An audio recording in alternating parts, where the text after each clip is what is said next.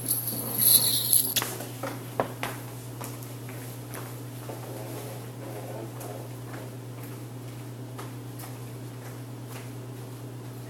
name is Jessica Horn, and this is my informational speech about Jackie Robinson.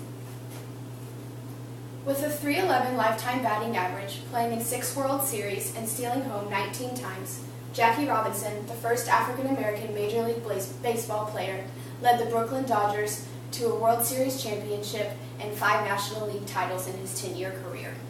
Jackie Robinson was a man with great skill and determination both in his professional life and in his social life outside of baseball. Being raised on baseball and the moral standing that all men were created equal and should be treated as such, Jackie Robinson is a man that I have long looked up to for his pursuits on and off of the field. I could say fact after fact about Robinson and the influence that he had on the people around him, his friends, his family, other teammates, and other players in the league. But that wouldn't very well fit into my 5 to 7 minute speech, so I will save you of my Robinson anecdotes.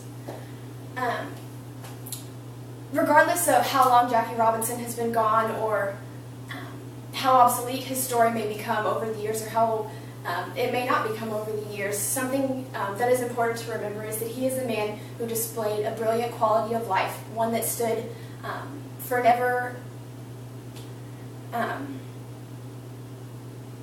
always standing up for yourself and never backing down from what you believe to be true, a quality of life that everyone would benefit from emulating. While his achievements on the baseball field were great, these feats were rivaled by his accomplishments and his time spent in civil rights advocacy. Robinson was a man who took the world of baseball by surprise. He was an incredible athlete and one who wasn't afraid to stand up for himself in a world bogged down by prejudices and segregation. Baseball was a white man's sport, and never would a black man be allowed to play on a white man's team until October 23rd in 1945.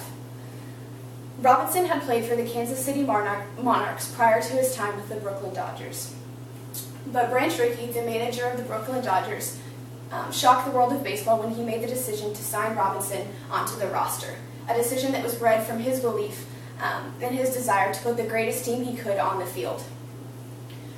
Rickey originally signed Robinson onto to the Montreal Royals, the Dodgers minor league affiliate, in hopes that a year with him would help sharpen his baseball skills. And when it did, Rickey signed him and pulled him up to the Brooklyn Dodgers and gave him the number 42, a number that would later be retired in Robinson's honor. Robinson's time spent in the major league was given a wide spectrum of emotional reactions by all baseball fans. Some people were in full support of him, and they were amazed at his skill on the field and the character that he had and the will he had to stand up for himself, while others were still so up in arms about his skin color that Robinson began to receive death threats and was even denied service from hotels and restaurants that the team would be visiting at, all because of the color of his skin. But Robinson was not a man to lose his temper because of these things. This was something that Branch Rickey was sure to discover before signing Robinson on. After Robinson began to make his name known in the baseball world and showing what place he had on the team, he began to stand up for himself in a more public way. He would call refs out when he felt that their calls were being made just off the color of his skin. He would stand up to hotel employees and restaurant employees, as well as players and coaches when they would verbally abuse him or deny him the rights that he felt he deserved. He was a man that wasn't afraid to stand up for the rights that he had earned as a member of the team. Not only did Robinson stand out in his ability to make a mark with the way he stood up for himself, but he also made a mark in the many athletic achievements and awards that he received while playing baseball.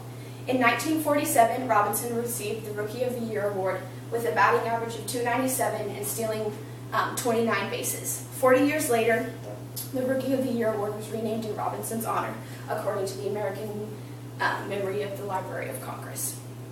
2 years later, in 1949, Robinson received the National League Most Valuable Player award, leading the league with a .342 batting average and stealing 37 bases. In 1962, in his first year of eligibility, Robinson was inducted into the Baseball Hall of Fame. While his baseball skills made him popular with everyone, his popularity helped and his ability to be persuasive and make headway in his time spent in the civil rights advocacy after his retirement. Robinson supported the civil rights movement in public ways and in private ways. Publicly, he was involved in the NAACP as well as a co-founder of the National Bank of Harlem, on which he served as a chairman on the board from 1964 to 1972. As well as this, Jackie Robinson started the Jackie Robinson Construction Company in 1970, and his beliefs and desires for both the bank and the construction company were to offer a better way of living for African Americans, specifically in the metropolitan area. Not just in public ways did he serve this cause, but he also served privately. In 1957, he wrote a letter to the White House as the civil rights legislation was being reviewed for the first time since the Reconstruction. In this letter, he stated that he felt the bill was written too weakly and that it needed to be revised, and that President Eisenhower should veto it. Eisenhower ended up signing the bill anyway, but this was the first of many letters that Robinson sent to various political offices. He sent letters to President Eisenhower, President Kennedy, as well as President Johnson, all commanding them to own up to the promises that they had made that weren't being fulfilled in order to make headway for those and for those African Americans that were hurt by the unjust treatment that they were receiving. In this time, Robinson also received the Presidential Medal of Freedom as well as the Congressional Gold Medal. Both of these awards were given to someone who made substantial effort outside of the norm for a particular cause that benefited the nation as a whole. Jackie Robinson was a man, as you know now, that showed great skill and determination in his life, in his professional life, as well as his social life. His feats in baseball were great, but some may say that they hardly compare to the headway he made for those involved in the civil rights movement. And these alone are a reason to look up to him. Robinson once said, according to the Library of Congress, "I believe in the goodness of a free society, and I believe that society can remain good only as long as we are willing to fight for it and to fight against whatever imperfections may exist." He was a man of great character and a man of great standing that I believe everyone should look up to, and a man that should remain in everyone's memory and as a role model for everyone for the rest of time.